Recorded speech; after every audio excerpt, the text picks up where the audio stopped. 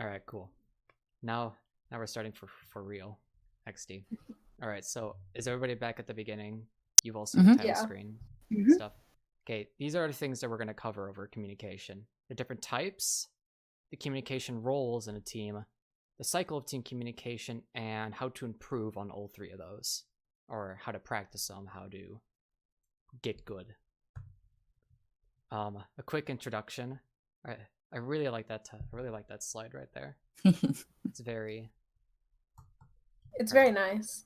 All right. So Introduct. for first of all, I need to get I everybody. love introducts. I need to get everybody on the same page on just what exactly communication is in Overwatch, because some people can't really put a definition to it. It's basically just the means of communicating of getting information across to your teammates. That's literally what the entire point is. Not everybody since this game is a first person shooter, you don't know what's happening behind you generally. So you need to have teammates watching your back. You need to have people trying to watch as many angles as they can. And Hmm. so no matter how experienced you are, no matter how good you are at the game, you're not going to know everything that's going on in a fight. So it's very extremely important for your teammates to be able to put that information across to you clearly and efficiently. Communication is not a simple thing for people to get down. It requires many hours of practice to master correctly and to do it correctly. As in it's a skill that you have to develop. It's not something that just comes naturally. It's a skill that requires hours upon hours of practice to get down. The next thing is that communication, people don't think about it much, but it actually has so much depth and complexity, and it's one of the backbones of a successful team. And last thing is that it can easily be done wrong or incorrectly. Now, granted, when I say wrong or incorrectly, that has a bit of leeway or just a bit of leniency in definition, but you kind of get the general idea. That's just like a table of contents. So, all right. So the first thing we're gonna go to is the types of communication that generally happens. Generally, the types of communication translate to micro and macro play. I will go into what those are in this slide. So just a very quick introduction, if you don't know what macro and micro are, is that macro, the general definition is that, who just joined? KJP. Hey, it's KJP. You can click the link in the Yeah, general chat. got it. All right, when you join, does it have like macro and micro? Yeah. All right, cool. So generally, macro plays is the kind of plays that people do that focus on the bigger picture of a fight. Generally, you might want to think of a macro play as a goal for the fight. For example, they're on high ground. Get Ryan off of high ground. Break their shield. Pin their Ryan. Something like that. The macro play are just bigger things or the bigger picture of the fight. Other examples would be general ult usage during a fight, team formation, as in like how your team forms around each other. You know, Ryan's always in the front, Zarya's by the Rhine, Roadhog's by the Rhine. Your Soldier and Ana have like a little bit of leniency in where they can go, but they generally stick together, and your Lucio kind of sticks with the core of the group to speed them around. Team composition is it's just like your team comp, what you run, stuff like that. Priority targets, like if they have, like if someone on the other team has ults, stuff like that. And when I say general playstyle, I mean the general playstyle of a team, not necessarily the general playstyle of an individual. For example, in dive, you're always like you basically have to be aggressive. You're always super aggressive. In deathball, you can be aggressive, and you know there are a bit of like variations on both dive and deathball. Deathball is generally like when you run Rhine, Roadhog, Zarya.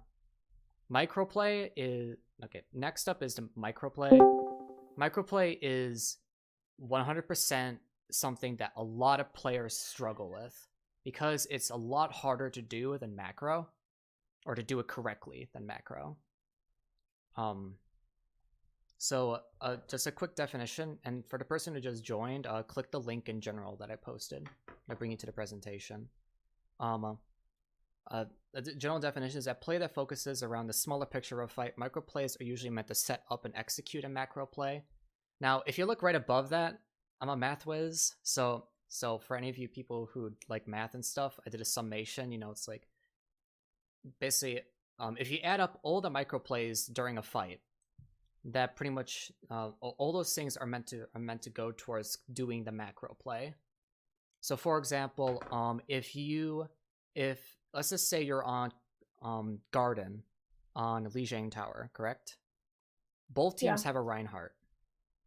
Both teams have Reinhardt and Zarya. You guys both go onto bridge, and you go to and you go onto that like garden area. I don't know exactly what that's called. Is it called garden? The one with the middle? Yeah, the middle. Like the bridge that you far can boop you off? Yeah. I'm just gonna call it garden. Basically, both rounds are staring at each other. The macro play would be to either A, break the shield, or B, pin the Rhine, or just like break their defense.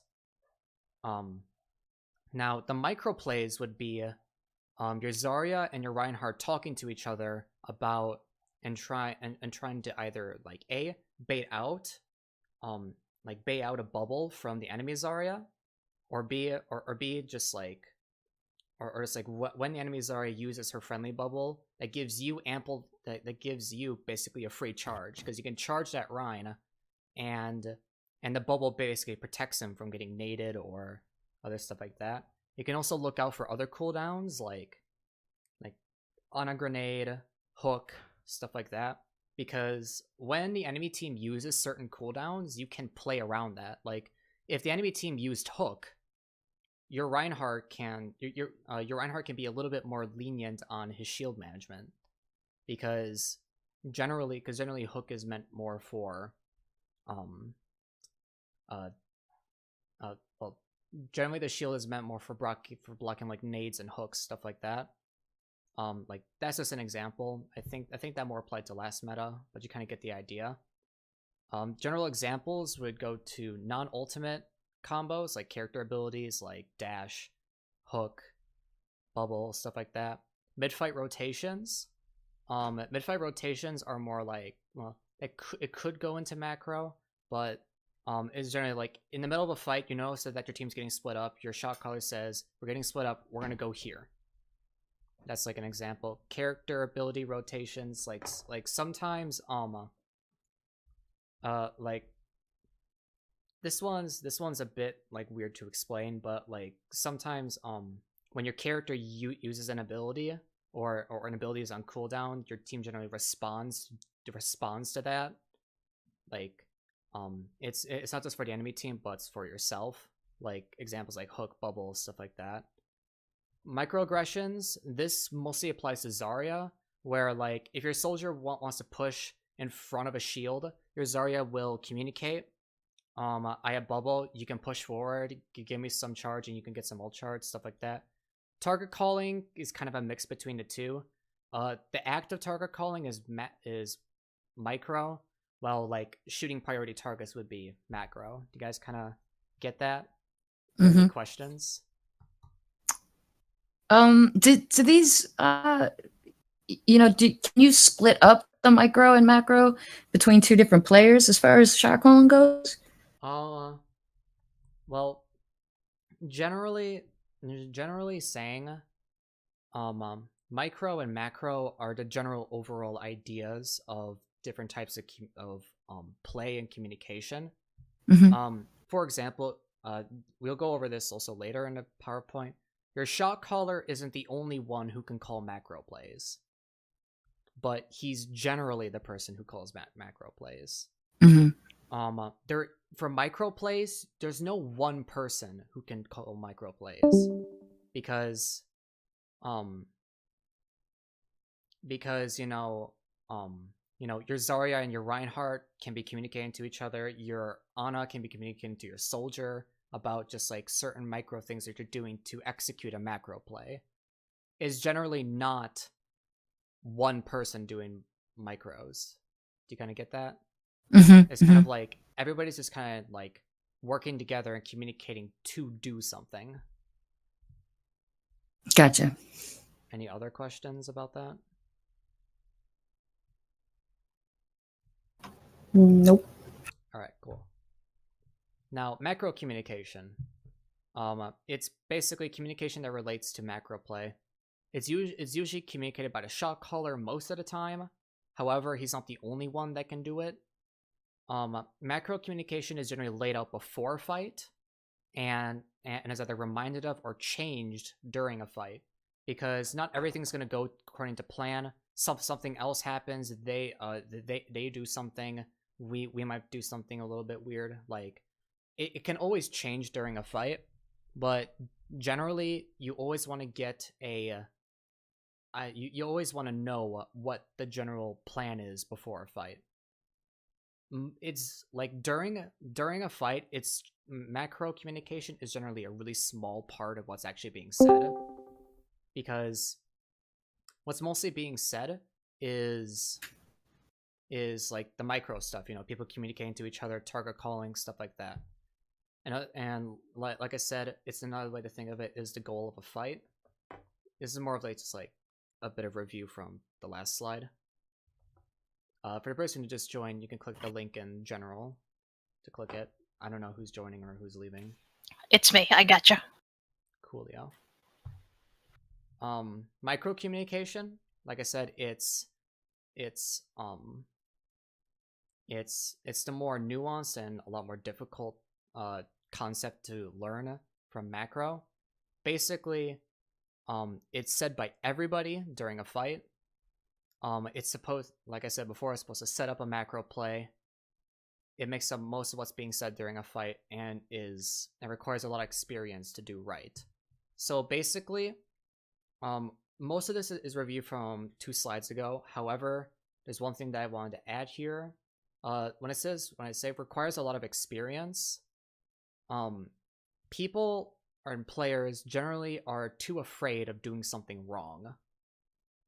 And during scrims, and this only applies during scrims, and this is the exact reason why practicing in comp or competitive is a terrible idea in a team. You never ever want to practice in comp as your main source of practice. You always want to get scrims, because in this case, if you guys want to set up a micro play, you can go for risky things. You can go for like risky plays, more difficult things to execute, because you want to try them. And if it's a bad call, talk about it after the fight, but it's scrims. Like, who cares if you lose? It's a place for you to learn, not for you to win.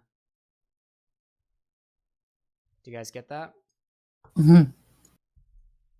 Yes. Cool. Yep, makes sense. All right. Hey, communication roles. Let's go. This is shot calling and target calling. First things first, every team will always have a designated shot caller. General definition is the player on a team whose job is to come up with the plan for the next engagement and make mid-fight calls. The shot caller is the person who lays the plan out for the next engagement, generally has the final say in calls. As in, if your team can't decide on something, your shot caller is the person who always has the final say. It's like, we're doing this. And if you don't like it, deal with it. And is usually the one who calls out plays if he or she sees them. That's more like mid-fight, It's just like, if they see an opportunity, go for it. And generally, macro plays, not micro. Feels bad. I was about to ask a question. Yeah. Never mind. Gotcha. It's macro, not micro. Okay. That's a typo.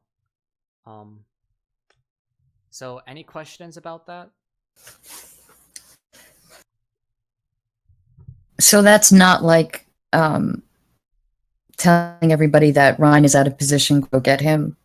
That would be a micro call? That's a micro call. Gotcha. So what would it be an example of a macro call as they see them happening? What do you mean? Like pull out of the fight?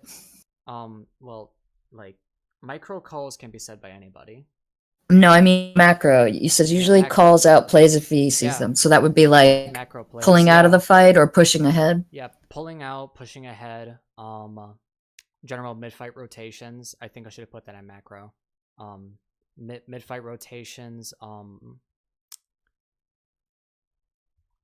You know, like just general direction of the team. You know, that's more macro. A mid-fight rotation would be asking someone to switch off one character onto another. No. I said that mid-fight rotations were, if your shot caller notices that you guys are split up during a fight, he will say, "Guys, we're split up. Group up here." Okie dokie. That's Thanks. a general mid-fight rotation. Or it's also if the enemy pushes one place, you can kind of like push in a different place to kind of fill in more map control, stuff like that. Gotcha. The second one is a little bit more nuanced. Yeah, this is probably these are just a few misconceptions that a lot of people have of shot calling. The first misconception is that only the shot caller can make plays. That's false. Anybody on the team can call a play. The shot caller is generally the person who has the final say, and he also makes most of the plays. But if someone on your team has an idea, go for it. You know? The next one is that shot callers are also supposed to only to take care of all the micro as well. That's false. Like I said before, the micro is done by everybody, not just a shot caller. The third one is that the shot caller should know more about the game than his or her teammates. That's false. In an ideal situation, you want everybody on your team to know the same amount of game knowledge as your shot caller.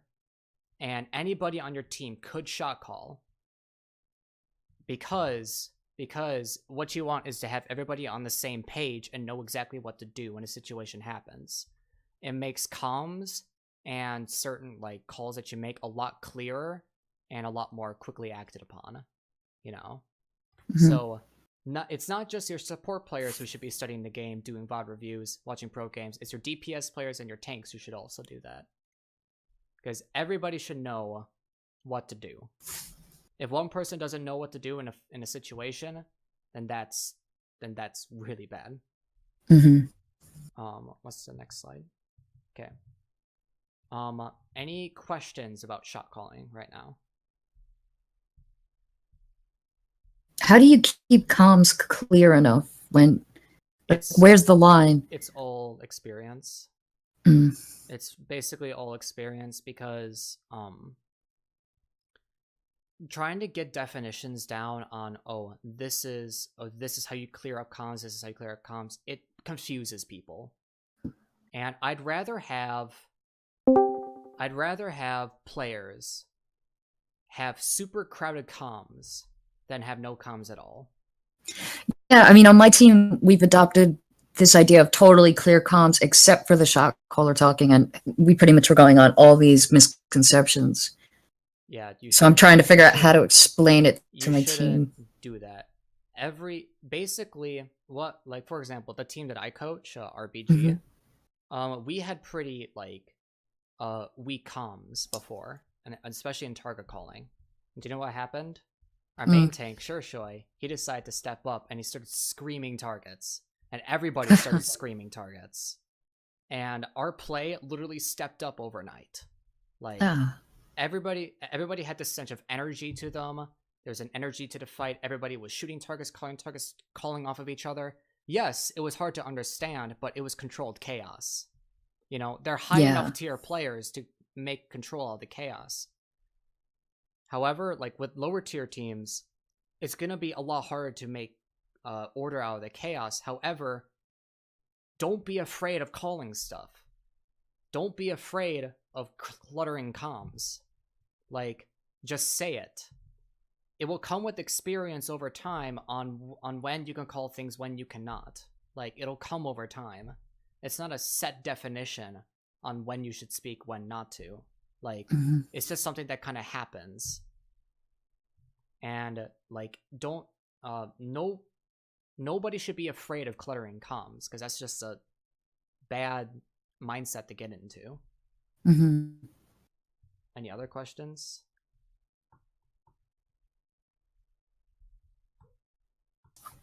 Gosh, everybody's quiet. Feels bad. Oh, so far so good. I think we're just kind of digesting what you're saying. Yeah. I'm also recording it, so I just need to make sure. Okay. Like, I'm not in the least bit of a shot caller simply because I don't have enough experience to articulate everything I'm seeing. So mostly I'm just thinking about what you're saying. Okay. Yeah, you just have to like practice it and get it down, you know? Just try doing it, you know? Don't be afraid of messing up. Because you're gonna mess up. Like, a lot. But And I mean, I think it all kind of hinges on having respect for each other, everybody respecting everybody else's opinion, and not getting down on one another and listening to each other. That's well, it's all about just when your shot caller calls a play, fucking do it. I was talking to like a mid-tier, like low to mid-tier team yesterday, and all of them are inherently passive players, Mhm. and because they don't know what to do, they're indecisive. I told their shot caller, I asked her to raise her right hand and say, I, as a shot caller, will not give a single fuck. That's perfect. I mean, we've had a problem on my team where we have a really aggressive Ryan and then a really passive Anna, and I would be caught in the middle, like one person telling me to go back, let go of the point, the other person telling me go ahead, try to stall for time on the point, like literally two different opinions at the same time, and both seem valid. It's all situational which one would be valid. Mm. Like generally aggressive Ryans are a two-way street. It's Mhm. so easy to be too aggressive. But it all comes down to just experience and when you should do it or not. Like you should have your Ryan player like ideally you guys should have your Ryan player record, and after VODs you guys would discuss, was this a good charge, was this a good aggressive play, was this not a good aggressive play, and discuss it. Like don't just leave it don't just leave it when something bad happens. Don't just leave it for nothing to be reflected on. Like you should always be reflecting upon, was that a good play, was that not a good play, you know? Like Yeah. at the time fucking do it, you know? Yeah. Like don't be indecisive. It's worse to be it's so bad to be indecisive for everything. Yeah, I got immediately killed because I engaged, disengaged, re-engaged, just died. Another It was example terrible. of the shot, like what the shot caller from that low to mid tier team, when I was talking to her, this is what she sounded like. Go in. No. Actually, wait. Actually, no. Actually, go in now. Use nanovisor. No, wait. Actually, no. I'm not sure, guys. Do it now. It was like, it sounded like that. Like, Yeah. just say, like, I just wanted to say, do it or not do it. You know? Yeah, as a girl, I always have the problem of posing things as a question. I think it's something a lot of women somehow pick up, and we just always like, how about we nano boost now? Or would you feel like a nano boost? Yeah. Instead, I just have to tell Don't them make it a you're getting question. fucking boosted. Don't make it a question. Make it a command. Mm-hmm. So next up is target calling. How many people are in here, by the way? Just wondering. 1, 2, 3, 4, 5, 6, 8, 9. Okay. Is KGP still in here? Nah, he left. Nope. Feels bad. So next up would be target calling. As I said, I've already touched on this. Okay, so first of all, everybody must contribute to it. If you see a target that needs to be shot at, call it. You'll learn from experience if it's a bad call or not. Like, you'll hear me say it all comes in experience. That's literally how it is. It's a sad truth, but there's no definite way of target calling. It's all situational.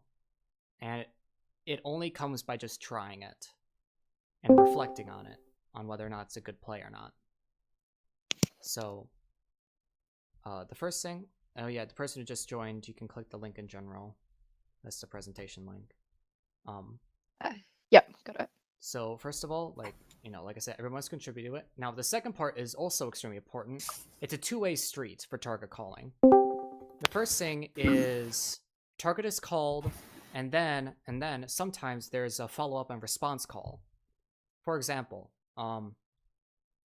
someone's called Zarya has high energy shooter. Then sometimes you could, and what I would recommend to a lot of teams, yes, this will clutter up comms, but I think it's necessary, is doing follow-up calls and saying shooting or shooting Zarya, Zarya low, responding to it, and then you guys can go back and forth. It's like someone says Zarya's high energy shooter, and then someone says no, Winston jumped her Ana. Like something like that. It's got to be a call and response. You guys got to talk to each other. Another analogy that I tell a lot of teams is that a lot of teams, what they do is that they talk at each other, but they don't talk to each other. I mean, that may sound like a bullshit semantic statement, but hear me out. When you're talking at each other, you're just throwing information out there, and you have no idea if it's being interpreted or not. Talking to your people means that it's a two-way street. You guys are talking to each other, call and response. It's a lot more fluid and a lot more productive. The next thing that I put is that in lower tier teams, target calling is generally very chaotic, but it's necessary because you guys are doing trial and error, trying to learn to play the game. Like I said before, it's another reason why I can't say this enough. If you're on a competitive team, don't queue up in comp as a 6-stack. It's a bad idea. You're not going to get anything out of it. You guys got to play in a scrim and try things and go for things. If it's a bad call, talk about it afterwards. If you win, great. If you lose, oh well. Try it, oh well. Like, it's not a big deal if you lose in a scrim. Like, if you're learning and you get something out of it, that's the good thing. In higher tier teams, target calling is generally clearer. Not always, but it's generally clearer due to experience. People know the right targets to shoot, other stuff like that. Like, it just becomes a lot clearer overall. Any questions on that? Nope, sounds good. Yeah. Gaser, we're on the link in general chat if you haven't found the PowerPoint. All right. So, next up is the thing. This is why I wanted KJP in here, because he originally made this cycle, and I modified it. Sort of severely, sort of slightly, kind of like that. When I post this video, I'll also post my original lecture on team communication that involves his cycle, because I did one a while ago. I saw it. Yeah. So this is what I changed to it to make it a lot more clearer. First stage is observing. Second stage is planning. Third stage is execution. All right. Where are we in the PDF? We should be on a diagram observing the execution planning. It's in general chat and Valkyrie Rising. Well, like I'm in the PDF. I'm just trying to find where in the PDF. It's not a PDF. It's a link that I put in general. It's a PowerPoint that he's controlling. Yeah. So it's not. It's in general chat. No, I mean like it opened up as a PDF for me, but it's team communication and it's a PowerPoint. Okay. So I don't know what just slide like, we're on. I don't know what slide. All right. All right. We're on slide. Maybe 14. you can click slide the 14. follow presenter button. All right. Diagram. Okay.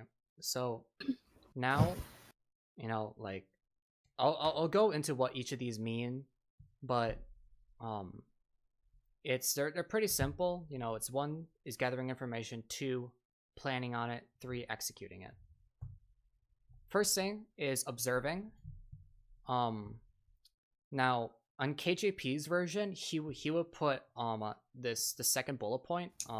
He would split that up into 2 sections. It was recap and then observing.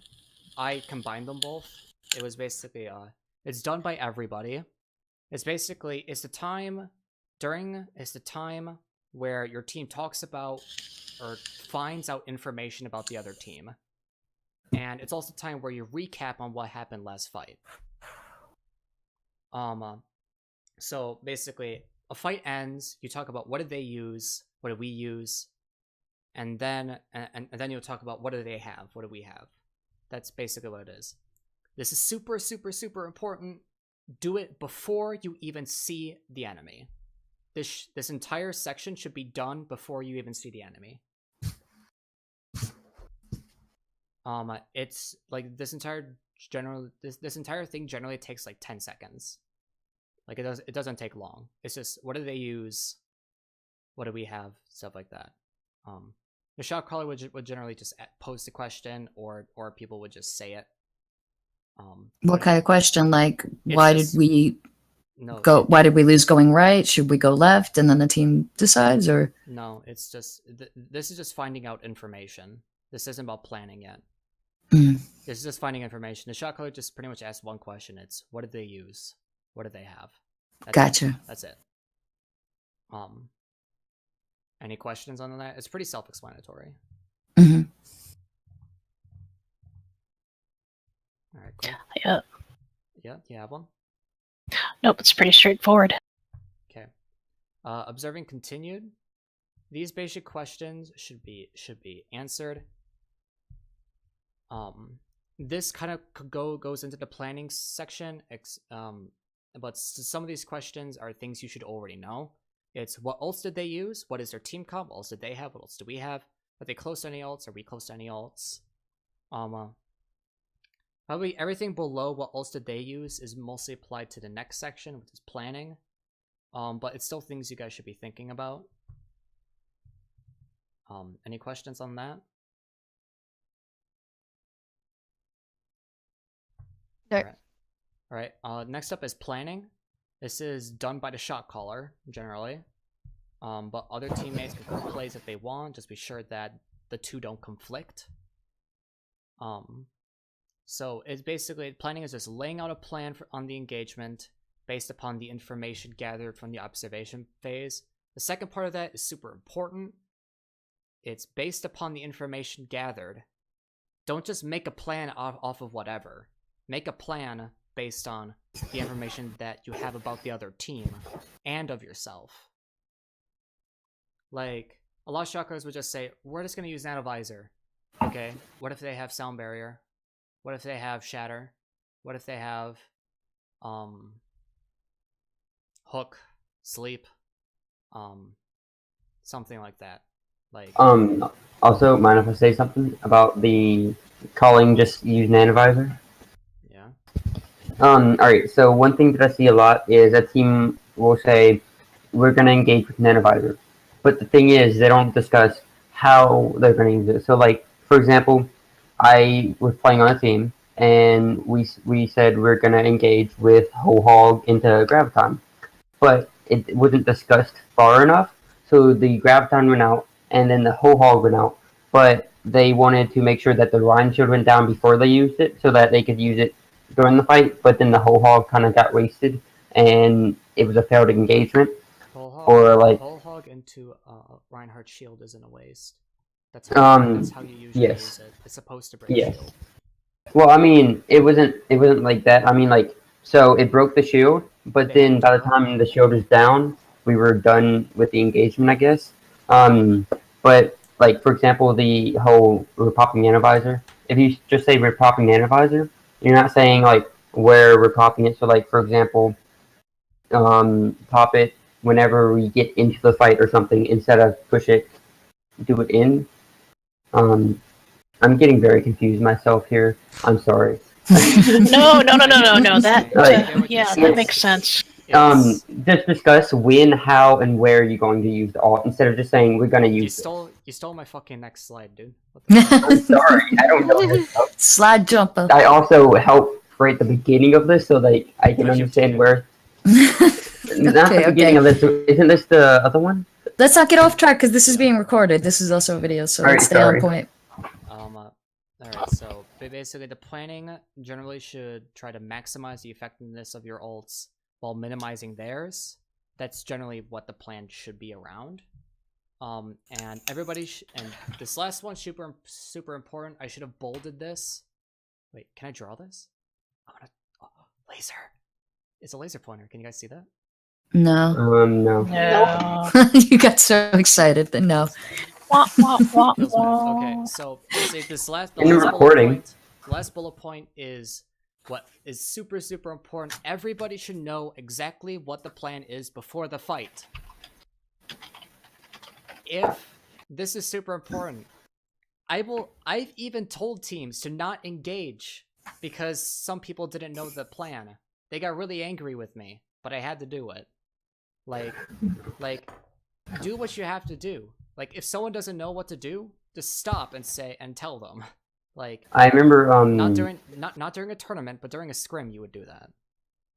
I remember one time you got angry, or not angry, but you got like I guess disgruntled with the team because you kept on telling them stuff and they wouldn't do it. So you got to the point where you're like, okay, stop for a moment, take a sticky note, write on this, and put it on your screen.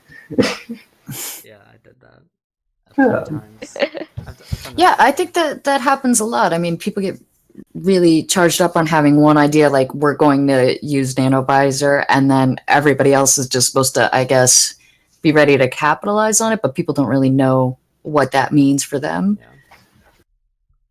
Like the person might call it nanovisor, but then they might engage ahead of the whole entire team, and then might get slept or charged or something. Meanwhile, your team has nothing else to go off of, and that's 2 off wasted if they get taken out.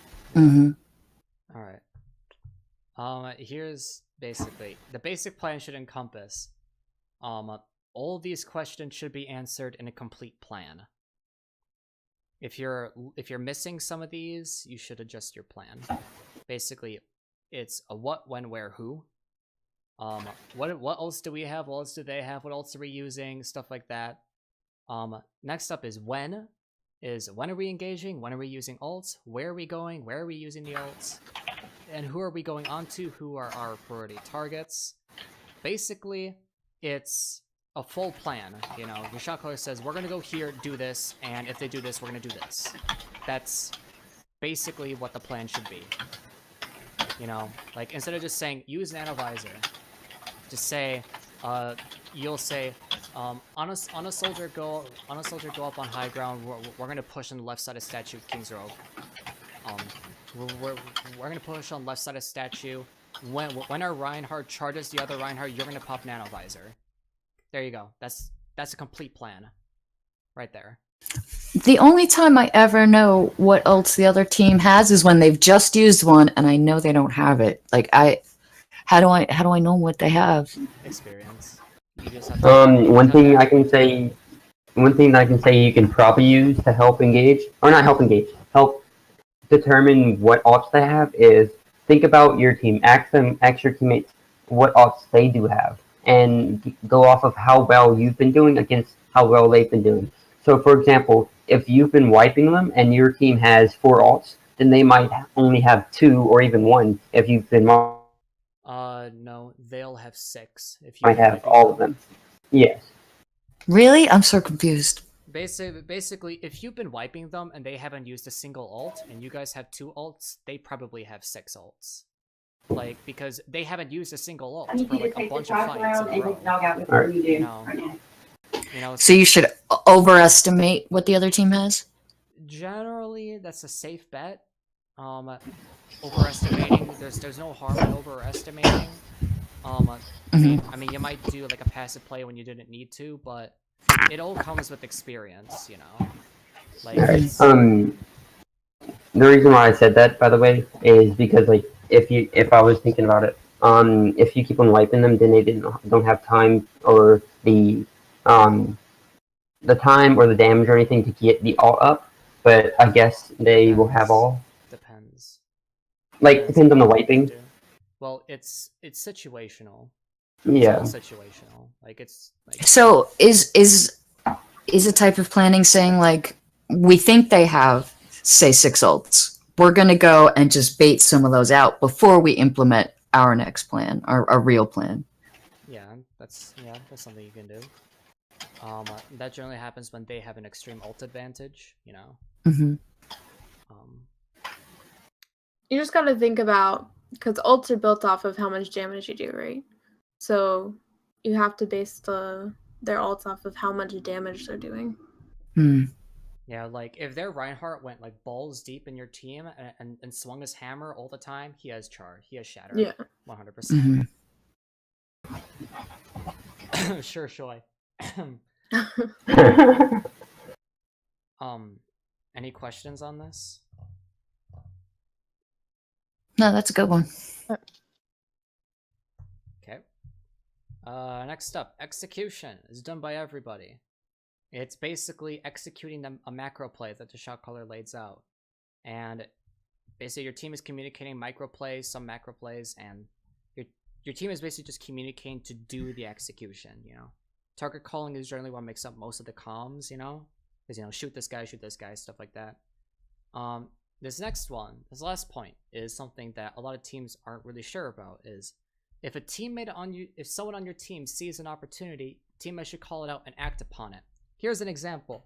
On my team, all right, we tried out 2 amazing DPS players by the names of Grandeur and Prisma, all right? Have you guys ever heard of them? Nope. No. Prisma was on a team called Thinking. They were very good. Grandeur was on it as well. Okay, so it was one DPS player playing Soldier. He has Visor. It was a 2v5. We had 2 players. They had 5. All right. No, wait. It was like it was a 2v5. All right. So we have Nano Visor, and they don't have a Reinhardt, and their Ana, I think, like just used her sleep dart. Remember, it's a 2v5. Would you guys Nano Visor? Yeah. Yes. Yes. Yeah, like, now a lot of teams would say, oh, it's a 2v5, just back out. No, you can win that. No. 100%. You can win that. Like, Because I what's can- the chance I of can getting the send- Rhine down again? Yeah. I can send the video that I sent you, Finale, of double tap from the team that I mainly coach. Where it was, I think a 1v3. He took down the 3 people on the point. Then he took down the single Ryan and only Ryan person that came into the point alone, and then his team came in and they were able to clinch down on the Winston touchdown. Yeah, like, a lot of teams would just, like, you know, like, if your teammate sees an opportunity, he calls it out and go on it, you know? Because he sees the opportunity, your shot caller might not, so, like, go for it. Like I said, remember what I told the shot caller? It also applies to your teammates as well. I will not give a single fuck. Go for it. Now, granted, don't just go all willy-nilly. You got to communicate with your team, and you got to set it up properly, but, you know, don't be afraid of making calls of your own. This is the last part, and it's developing and practicing these concepts. You know, I spend all this time telling you all this theory and stuff. How are you going to practice it? How are you going to put it in action? Right? Shot calling. Shot calling is a general mixture of game knowledge and general leadership skills. When it comes to game knowledge, you should always be analyzing pro games. And I mean spending a lot of time on analyzing pro games or high tier games or anything. If you get a chance to spectate a high tier scrim, do it. You know. I've tried to get to spectate yours. Yeah. So, like, and the next thing for developing shot calling in your team is discussing strategies. You know, like, actually talk to your teammates about strategies that you're thought of. A way to know if you have a dedicated shot caller is if, like, every few days he'll come to you guys at the beginning of practice and say, hey guys, I thought up of this new concept, I want to try it out. Like, if your shot caller does that, you know you have a dedicated one. Like, you should always be thinking about the game, trying to watch as many games as possible, and really study the game. And it's also done by a lot of reflection and VOD reviews. And the best way to analyze pro games is, or just any high tier games, is always, in every single small thing that they do, always ask why and try to answer it. Like, they went through hotel on King's Row instead of going through mid or on high ground. Why? And try to answer it. Now, could you guys think of comps that would really benefit going through hotel? Tank meta. Sort of. About dive comp, I mean, they can't take a lot of damage going in, right? Well, no, because you have to dive in with dive comp, and you can't dive in from there. Yeah, you need space. I was thinking going all the way back, because hotel's behind the point, right? No. I thought theater was to the right, Theater's to the hotel was right, behind. hotel's to the left. Oh, okay. Hotel's to the I left. see. It has a big hotel sign. What do you call the just for The thing information? The thing in the back? Yeah, behind the point. I call that clock tower. Clock tower, thank you. And In resource links, I think there's a map call out. It shows all the call outs for maps. it's different for a lot of teams, but generally they're sort of similar. You know, like some people would call some places megas or minis. Other people would just call it by like theater or something, you know. Mm-hmm. It's like each team does it differently, but as long as everybody knows what you're talking about, it's fine. So, still try to answer the question. What do you think is a good comp that can go through a hotel? Or can play off of hotel? Symmetra? You're on offense. Oh,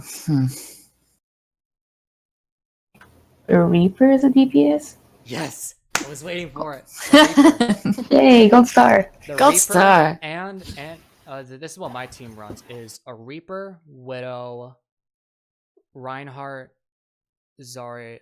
It was Reaper, Widow, Reinhardt, Zarya, and Ana Lucio. Now, the whole point of that comp is that our Reaper and our Zarya would play off of hotel.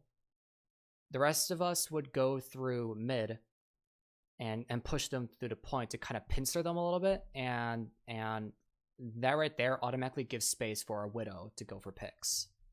mm-hmm. Sometimes it's worked well, sometimes it hasn't. Because you're driving them out of that space behind hotel that they could hide from Widow at. You're kind of driving them out into the point where she could target them. It also just pushes them back to arches as well. Mm-hmm. That's another thing they can do, but they're giving you point by doing that. So like the only thing they can do is group up there and then engage you, but you could have already gotten a tick from there, and that just makes it worth it. So I like it. Is it fine for Widow to stay in spawn on the second floor window for something like that, or does she need to be elsewhere to make that work? At the very, very beginning is the only time you should ever be up there. Every other time, she would... Generally, how most Widows go is that they start off at the very top on second floor on the spawn. She'll grapple down to the top of Cinema and try to get some picks there. She'll then either go to the side of Statue or on the platform by Alley on the right side. You know, it's like you take the stairs up and you go on that platform. She'll probably go on there. Her next spot would then be on top of Clock Tower. That's generally the places where she would go. If you notice, what's the consistent thing between all of them? High ground. High ground. Widow is almost useless on even ground, unless she has like extremely good aim. But high ground will always benefit her. So, yeah. Any questions on that?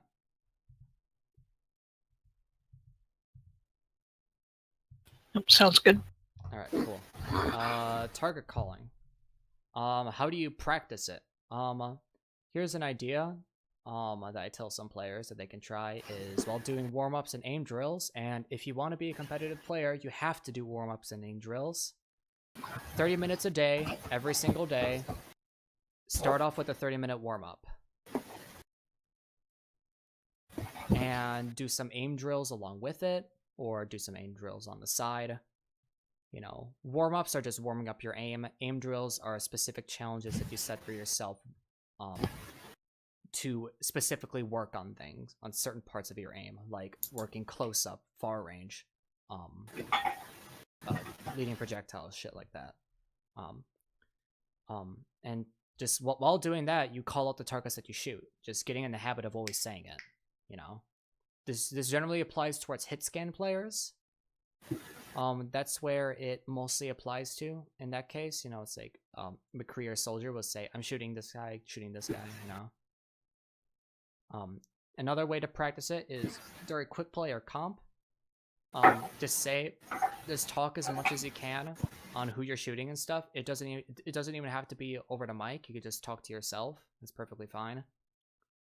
This is better done with multiple teammates.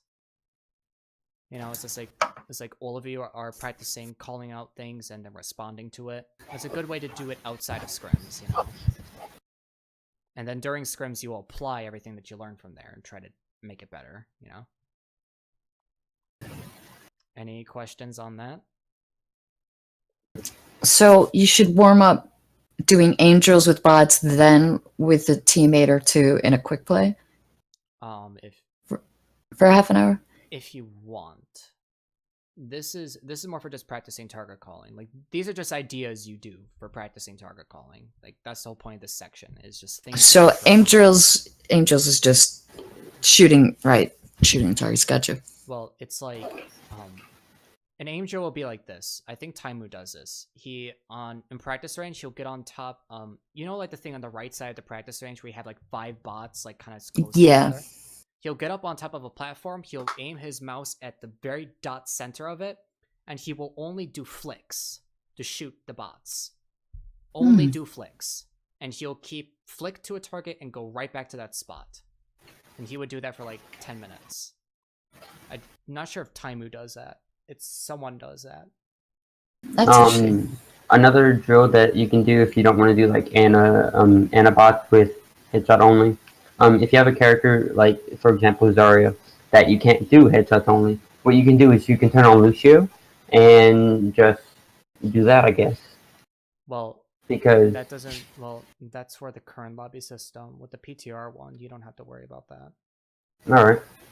You can set it so that one team only receives headshot only, so you can pick any. I wasn't thinking about that. Yeah, the PTR lobby system, by the way, is amazing. Yeah, I can't wait. That's probably going to be there for when Season 4 starts, don't you think? Oh yeah, definitely. Should come out soon, before Season 4 starts, hopefully. So people get used to it. This last section is a very, very advanced concept that is so important that I can't stress it enough. Alright, it's the concept of active listening. Have you guys ever heard of it? I've heard it, but I don't know what it means. It's a skill that takes a lot of time to develop. It's basically the ability to act. This is the ability to listen, analyze, and execute on information that's told to you while doing something. For example, for the longest time I was a jazz musician, and I would go around and I would perform in Milwaukee all the time. I would like go to bars, I would go to stages, I would perform. Wow, finale. I would perform a lot. And a concept and as you guys would know, in jazz there's a shit ton of improv. Make shit happen, right? Now what would happen is how active listening applies to that, because that's the best example for me, is I'm sitting there on the piano, like I kind of like tilt my head forward a little bit and I just listen to what the saxophone player is going to play. He plays a lick. He goes like he plays a lick, right? And I actively listen for it, and then I respond to it like almost immediately. I'll also based upon the song that would happen, I would change based upon like if he would like do some like harmonic extensions, I would mess around with the chord of the song a little bit to kind of suit that a little bit more. Like, you know, it's like, yeah, it is kind of like talking the parts of jazz. It is almost conversational. That makes a lot of sense. So it's like it's a conversation between the piano player and the horn player. Now, what I'm doing is something called active listening. I'm actively listening and hearing for what the person is saying. Now, how does this apply to Overwatch? Have you guys ever had a time, I guarantee you, every single one of you has done this. I guarantee it 100%. Have you ever had a time where you zone out in the middle of a fight and there are calls being made, but you don't know what's being called, you don't know what the plan is, or what's going on? Have you ever had that? Yeah. Mhm. Yeah, that's called zoning, and that's not active listening. Basically, you should always be in the mindset of constantly listening to your teammates, listening to what's being called and acting upon it. Even if it degrades your concentration from your aiming and it takes down your aiming a little bit, that's fine. That's good. Like, that's fine. Active listening and acting upon it is so fucking important. Because if you don't do it, you'll zone out, you'll end up pushing too far from your team, you'll start drifting away from your team, and you'll get singled out and die. That's gonna happen 100% of the time if you don't do it. Like, you'll get punished so much if you just zone out like that. And you always need to be constantly listening to just like what's being said and stuff like that. Any questions on that? Nope. I have a question. Yeah. And this is specifically with regard to shot callers working with Reinhardt and active listening because, okay, number one, I'm in bronze, trashiest trash tier. Okay. Number two, Symmetra wipes out bronze teams. Yeah. Number three, I know intellectually the best thing is for me to not ever turn around if I'm Ryan, or at least mostly don't turn around, because while Symmetra is wiping the team, I see the other 5 enemy in front of me, and maybe one of them is a hog looking for the insta-gib. So, the shot caller may well be telling me to turn around and try and help deal with Sim, but what's the best thing to do there? Because I see a lot of conflicting information about whether or not I should be trusting my team or turning around to swing at her or what. Well, that's in comp. That's different. In competitive, like, in matchmaking, you generally don't, it's hard to explain, but, like, matchmaking is played differently, like, in matchmaking, you generally don't have the trust of your teammates as you would in a pre-made team. So, This is a pre-made team, a pre-made Right. and it's involving me actively disobeying the shot caller sometimes because I see huge threats in front of me. In that case, you are doing the right thing in looking forward, because if the reason why Symmetra can wipe teams like that is because, and wipe teams in bronze and silver, is because people just don't have good enough aim to take care of her fast enough. And they're terrified of her. I mean, they're terrified of her because they don't have Yeah. the skills to take them out. Mm-hmm. It's the same reason why Pharah against double hit scan in lower ranks is perfectly fine, because the hit scan simply probably aren't good enough to shoot you out of the air. Yep. So in that case, do what is the right thing to do in the context of an actual, like, team. As in, you should have the trust in your teammates to kill her, because that should be an instant, easy kill. Since it's in bronze, your DPS are just gonna have to bite the bullet and realize that they have a lot of practicing to do. A lot of practicing, as in warm-ups, aim drills, and pure just practicing their aim to be able to kill that Symmetra. Like, how much time do your DPS players spend a day practicing their aim? I know one of them is practicing 30 minutes a day. I'm not sure about the other Okay. two. The other two? Yeah, one is a flex, DPS, and tank. Okay, so they're the off tank then. Yeah. It's easier for me to deal with Symmetra if, number one, I'm actually Zarya instead of Ryan, because I'm farther back and have a better chance to see her in time. Or, number two, I am kind of paying attention to look out for the Symmetra because she's such a huge threat. And if I can at least angle the shield to sever the beam from whatever Symmetra has hooked onto, that hopefully gives the DPS a chance to deal with her. Or number three, if I can do a short pin going to the left or the right of me to get her, but The it just pin- feels like a the lot. pin's too much. You don't need to do Yeah. it.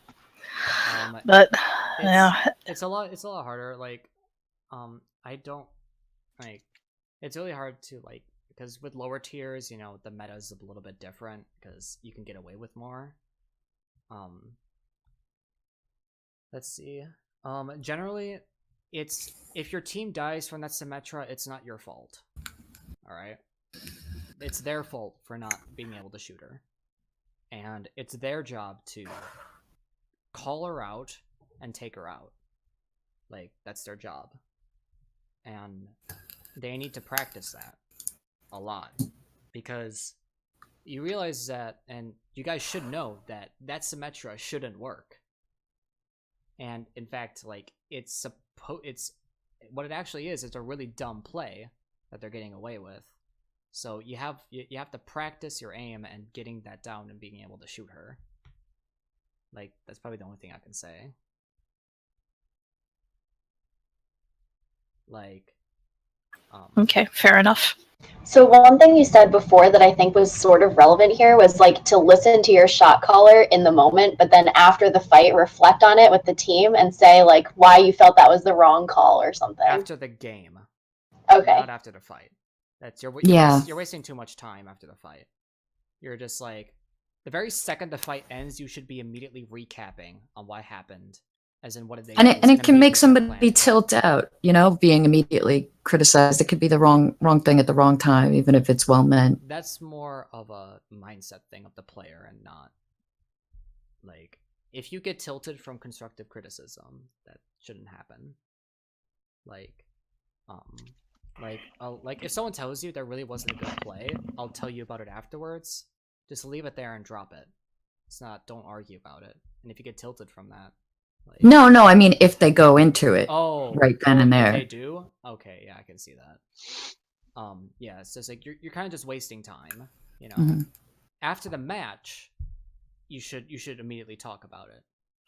Like take a mental note and talk about it afterwards. Yeah. Like, yeah, like the very second the last fight ends, you should immediately be discussing like the plan for the next fight, you know. Oh yeah, by the way, the presentation's over, so like Oh, that was really good. One thing that I don't know if it was talked about since I wasn't here for a lot of it, but not just like effective calling and whatnot, but yes, effective calling. So like, for example, instead of saying, yeah, so like, let's say you're on and you're calling out your shield numbers and you're calling out whenever you're about to charge, or you're calling out that you have Earth Shatter and you're looking for it. Instead of saying stuff like my shield got obliterated, say shield down. Or instead of saying I messed up my charge and now I'm dead, just say I'm down. Yeah, like, that's important too. Is for example, when you're playing Zenyatta, instead of saying Symmetra Discord, just say Symmetra marked. It saves you a syllable. It saves you a syllable. Yep. Like, I mean, that's just like semantics things. Like, you don't really have to worry about it too much, but like very minor micro. It's very minor micro. Yeah. I have a question for micro callouts. Yeah. Is it worthwhile to call out like tracers behind left or something, even if she's not like close and harassing anyone yet, or do you only call it out if she's like on me? Yes, call if she's behind, because then you can have your team punish her if she is like very far out of position. Yeah, like it's good to call it out. Like your team doesn't even have to act upon it right away. They can just wait for her to come closer and then you just wreck her. Yeah. You just wait for her to come in position. You don't really have to. You don't have to immediately act upon it. I appreciate the heads up so I don't get jumped by her. Yeah. I had no idea that she's coming. Yeah, I have a huge problem hearing her. That is my biggest problem with her because her footsteps are so quiet. What about I mean, her I can- blink? You can hear her blink pretty easily. Yeah, the blink I can hear. That is Mhm. true. If you don't have you can have like most of your stuff turned down, like music and stuff, but you should definitely have the character voices and the SFX turned off. Because Yeah, I do. Music is off. You don't. Symmetra is the #1 hardest character for me to hear. You don't necessarily have to have music off because a lot of times the last 30 seconds, you know, that like little bit of music I like to plays. have the music on personally. Like, I mean, I don't care about the music. Like, in fact, the music itself is kind of meh, but that's just my opinion. I just know that be like, make sure you have your sound turned on, because I know from like watching my VODs and watching other people's VODs, like you'll be around the corner and you can hear the Ryan charging without seeing it, or you can be turned around and you can hear Symmetra beaming up your team behind you without thinking. Oh yeah, one more thing. During scrims, turn off your music. It's pretty Yes, it's good pretty God. self-explanatory. Pretty self-explanatory. You shouldn't have your music on. I don't know why people do that. Think about listening to music while the stream is going on. Yeah, don't do that. Oh yeah.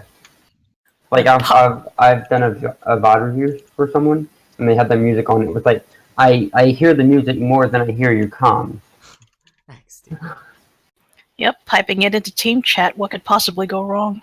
All right. Are there any more questions on just? I have another one. I hope this one's not super dumb. It's dumb. I keep having this situation where I'm like all the way in the back and one of their DPS is coming for like a super flank ult combo. And I call it out like soldiers behind us right before he starts. But is there something else I should say for the team to do in that moment? Be more specific than behind us. Say, in situations like that where it's actually hyper important, call out the exact call out location where they are, like soldiers in hotel coming to flank us, and be super specific and yell at your team to act upon it. Because in that case, What should I yell for them to do? I'm not really sure what the whole say it team should do. multiple And times. that's So say turn around. okay. Say be a little bit more specific. Say speed onto the soldier. He's coming for a flank. From hotel, and your Okay. shot caller. If your shot caller is actively listening, they should act upon it. Yes. Maybe you want one to thing- say to... Sorry. Sorry. You can go ahead. Maybe you want to say to a specific person, you know, can counter that person, like, say, soldier, another soldier's flanking us, so that your Rhine isn't turning around with the shield, You or... should never go for 1v1s. Yeah. No. And here's a saying when it comes to like duels and shit: never ever make it a fair fight. It's just like always play the corner advantage. Always go for a 2v1. Like, never make it a fair fight. Because making it a fair fight is too risky. That's a 50-50 chance. And I'd rather take a 70-30 than a 50-50. For sure. I'm trying to think of what I was gonna say. I mean, unless you have like an insane fucking DPS player that can actually pull it off consistently, then yeah, go for it. Like one of the players who was on a team that I coached a while ago. He's one of the best Genjis in NA. I swear to God, he is. His name is Deep. He's fucking insane. He did a 1v3 clutch against we had like a McCree, Reinhardt, and Zarya. McCree, Reinhardt, and Tracer, and he 1v3'd us and won. That's insane. What happened was that our Reinhardt did a fire strike. He deflected the fire strike, directed it towards our Tracer, who was about to flank him. Killed the fire strike, killed the Tracer. He then dashed, killed our soldier, and started 1v1ing the Rhine. That's insane. Oh, when I saw that, I was like, "What?" All right, I think I've already stopped recording. All right.